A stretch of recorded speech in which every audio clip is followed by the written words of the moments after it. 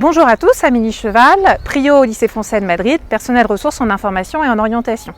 Je suis là aujourd'hui dans cette capsule vidéo pour vous parler de l'orientation après la troisième, c'est-à-dire les différentes voies possibles quand on a fait une troisième dans le système français. Alors, la première voie possible, c'est celle qu'on offre au lycée français de Madrid, qui est la voie générale, c'est-à-dire rentrer en seconde générale et technologique après la troisième, pour ensuite réaliser une première et une terminale générale qui vous permettent d'obtenir un baccalauréat général.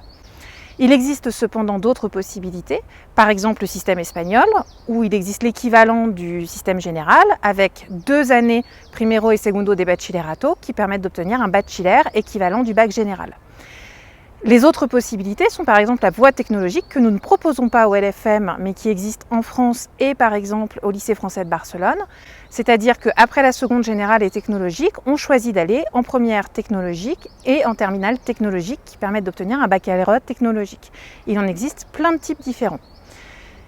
Les autres possibilités sont cette fois-ci la voie professionnelle. Donc par exemple, après la troisième, on peut choisir d'aller faire un CAP qui permet finalement de réaliser tout type de formation très concrète, comme par exemple un CAP boulangerie, un CAP plomberie, un CAP ébénisterie, qui se réalise en 2 ans et qui permet donc d'obtenir ce certificat d'aptitude professionnelle.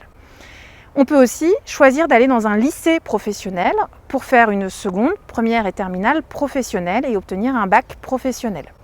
Il existe l'équivalent de la formation professionnelle dans le système espagnol, avec par exemple le grado medio, dans lequel on peut rentrer après la seconde, et au bout de 2 ans de formation, on obtient un titulo técnico.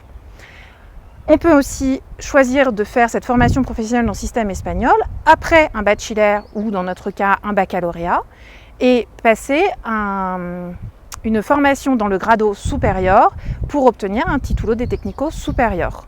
Cela peut aussi se faire après l'obtention d'un grado medio. Toutes ces voies permettent de réaliser des études. Alors, soit on peut faire les mêmes études après des voies différentes, soit on accède à des études différentes. Première possibilité, après qu'un bac général ou un bac technologique, on a accès à peu près au même type d'études, c'est-à-dire l'entrée à l'université, les bachelors, les BTS, les formations artistiques, etc., etc. Après un bac professionnel, on a accès au BTS, on a accès au bachelor, et puis on a accès aussi à des formations complémentaires. Après un CAP, on a accès aux formations complémentaires et à différents brevets, des brevets des métiers, des brevets d'art par exemple. Bien entendu, si vous avez les moindres questions concernant cette orientation après la troisième, n'hésitez pas à aller au CDI pour poser vos questions et consulter tous les documents en lien avec l'orientation, à aller sur le portail du CDI via votre espace Pronote ou à nous envoyer vos questions à l'adresse mail prio@lfmadrid.org. Merci à tous.